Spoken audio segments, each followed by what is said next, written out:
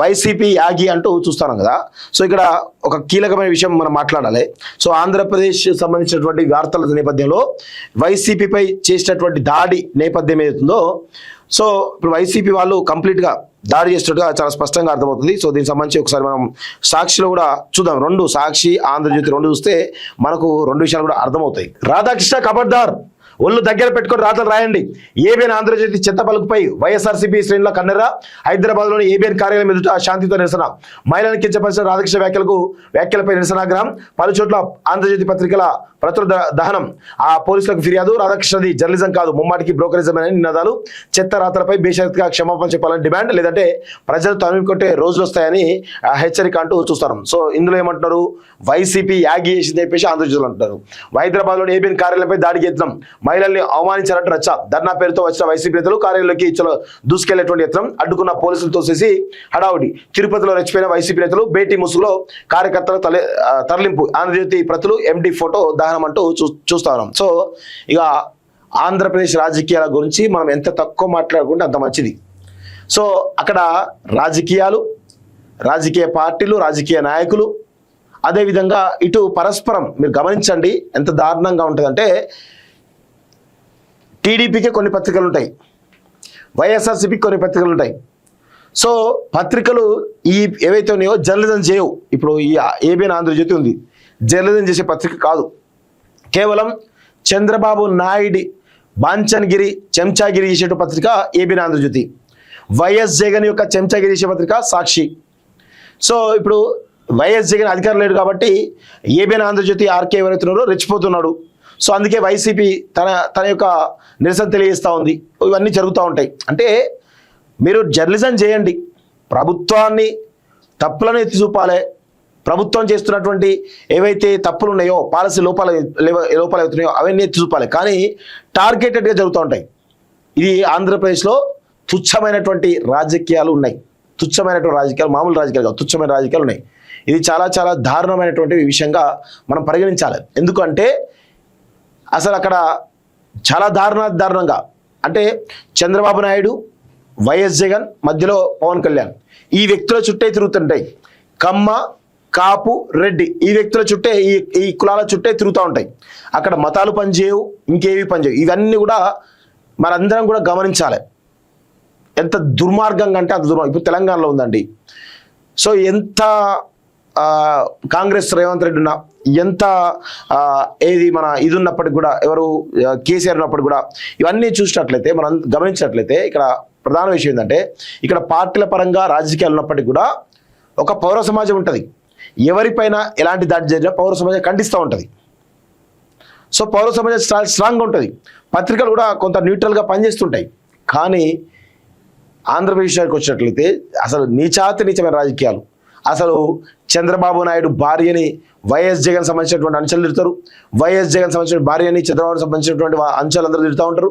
ఇక పవన్ కళ్యాణ్ సంబంధించినటువంటి 3 భార్యల అంశాన్ని వీళ్ళు తిడుతూ ఉంటారు. చాలా దారుణంగా కుటుంబాలను కూడా తీసుకొచ్చేసి రాజకీయాలు చేస్తూ ఉంటారు. అంత దిగజాడు రాజకీయాలు ఉంటాయంటే అది ఏపీలో మాత్రమే ఉంటాయి, అంతే తప్ప వేరే ఏమి కాదు. సో ఇప్పుడు ఏబిఎన్ ఆర్కే చేసినటువంటి వాడు రాసినటువంటి ఏవైతే రోతరాతలు ఏమింటాయో వాటిని ఖండిస్తూ వైసీపీ ధన వేసింది. సో ఇట్లా అంత జరుగుతూ ఉన్నది. సో బూతు నేతల రోతగోలాట, వీకెండ్ కావడమే పిచ్చి రచ్చ, వైసీపీ నేతల మానసిక స్థితిని చెప్పడమే వ్యాఖ్యల ఉద్దేశం. జగన్ వైఖరి ప్రశ్నిస్తే మీడియాపై దాడా, చంద్రబాబు అప్రజాస్వామిక చర్య అంటూ పవన్. పాత్రికేయ సంఘాల కన్నా నేడు ఆంధ్రజ్యోతి ఆఫీసుల ముందు ధర్నాలు చేయండి, నేతలకు తాడపల్లి ప్యాలెస్ ఆదేశం అంటూ చూస్తాను. సో ఇది పరిస్థితి. గింత దారుణంగా ఉంటుంది వీళ్ళ యొక్క రోత రాతలు అనేది చాలా స్పష్టంగా అర్థమవుతుంది. సో రాధాకృష్ణ ఏమో ఎవరు చెత్త పలుకట, ఆ చెత్త పలుకులో ఆ మహిళలను కూడా కించపరిచే విధంగా రాసినట్టుగా తెలుస్తా ఉంది. సో దీనిలో కూడా కొంత మనం చదివేటువంటి ప్రయత్నం అయితే చేద్దాం. మహిళలపై రాధాకృష్ణ వ్యాఖ్యల ఉద్దేశపూర్వకం తీవ్రంగా ఖండించిన వైఎస్ఆర్సీపీ అధ్యక్షుడు వైఎస్ జగన్. మావిగన్ ప్రతిపాదనపై ప్రజల్లో జరుగుతున్న చర్చను దారి మళ్లించేందుకు ABN Andhrajyothy channel MD Vemu Radhakrishna మహిళలను ఉద్దేశించి అసహ్యకర దిగజారిన భాషతో వ్యాఖ్యలు చేశారని వైఎస్ఆర్సీపీ అధినేత మాజీ ముఖ్యమంత్రి జగన్ ఆగ్రహం వ్యక్తం చేశారు. మహిళలు రాజకీయాలకి చర్చలకి లాగడం విమర్శ కానే కాదని, రాధాకృష్ణ వ్యాఖ్యలు మహిళలు అవమానించవి కాకుండా కించపరిచేలా చేసిన దాడిగా భావించారు. ఈ మేరకు మంగళవారం ఆయన సామాజిక మాధ్యమం ఎక్స్ లో పోస్ట్ చేశారు. రాధాకృష్ణ వివక్షపూరిత జర్నలిజంలో మహిళలపై చేసిన అనుచిత వ్యాఖ్యలను తీవ్రంగా ఖండించారు. రేపు వైఎస్ జగన్మోహన్ రెడ్డి మీ భార్యలు కాదని చెప్తే మీరు దాన్ని నమ్మి మీ సొంత భార్యలను అక్కచెల్లగా భావించి మరీ పెళ్లి సంబంధాలు చూపే స్థాయికి దిగజారిపోతారు. అంతగా వెన్నెముకలైన నాయకులు వైఎస్ఆర్సీపీలో ఉన్నారంటూ వేము రాధాకృష్ణ వ్యాఖ్యానించారు. చూడండి, రేపు వైఎస్ జగన్మోహన్ రెడ్డి మీ భార్యలు కాదని చెప్తే మీరు దాన్ని నమ్మి మీ సొంత భార్యలను అక్కచెల్లగా భావించి మరీ పెళ్లి సంబంధాలు చూసే స్థాయికి దిగజారిపోతారు. అంతగా వెన్నెముకలైన నాయకులు వైఎస్ఆర్సీపీలో ఉన్నారు అంటూ ఎవరు జగన్మోహన్ రెడ్డి అన్నాడు. ఆంధ్రజ్యోతి ఏబీఎన్ఆర్కే రాసిండు. సో మరి ఇంత దిగజాడు రాత రాసిన తర్వాత మరి ఖండించరా? అదే తెలంగాణలో కనుక దమ్ముంటే తెలంగాణ రాస్తాడా ఎవరు? ఏబీఎన్ఆర్కే తాట తీస్తారు తెలంగాణ ప్రజలు. మీకు ఆంధ్రప్రదేశ్ ప్రజలకు దమ్ము లేదు. ఎస్, దమ్ము ధైర్యం లేనటువంటి ప్రజలు ఆంధ్రప్రదేశ్ ప్రజలు. ఎందుకంటే గింత రోతరాత రాస్తుడు కూడా భార్యల్ని, అసలు ఎంత దుర్మార్గం అండి. వైఎస్ జగన్ భార్యల్ని వీళ్ళు తిడుతూ ఉంటారు, వీళ్ళ భార్యలు వాళ్ళు తిడుతూ ఉంటారు. ఏంది ఇది? ఎంత చిల్లర చిచోర వేషల. ఎస్, నేను బరాబర్ మాట్లాడుతున్నాను. ఆంధ్రప్రదేశ్ ప్రజలకు దమ్ము ధైర్యం లేదు. ఇలాంటి వ్యాఖ్యలు ఖండించాలి, పౌర సమాజం ఖండించాలి. ఎందుకు ఖండించరు? పౌర సమాజం లేదా? చెప్పండి, ఖండించండి. ఇలాంటి రాతలు రాయొద్దని చెప్పేసి. వాడు జర్నలిస్టా లేకపోతే ఇంకేదైనా? ఎట్లా రాస్తారు మహిళలకు కించపరిచే విధంగా? సో ఇది చాలా చాలా దుర్మార్గమైనటువంటి పాలిటిక్స్ ఆంధ్రప్రదేశ్లో జరుగుతూ ఉంటాయి. సో అందుకే వెన్నెముకలేని రాజకీయాలు ఆంధ్రప్రదేశ్లో ఉంటాయి.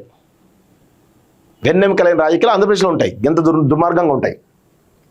సో ఆ వ్యాఖ్యలు రాతలు దుర్మార్గం అంటూ ఈయన అంబటి రామారావు మీరు సొక్కం పోసనా?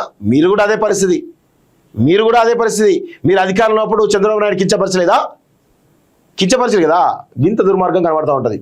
సో అంతా ఉత్తదే కథ, ఏం చెప్తాం అని ఇవన్నీ ఉత్త చీటర్ కథలు. అసలు విషయం ఏంటంటే తెలంగాణలో ఈ రోతరాత రాస్తూ ఉంటారు. ఎందుకే మాకు పనికి మాలినటువంటి వార్తలు ఇవి అనవసరమా?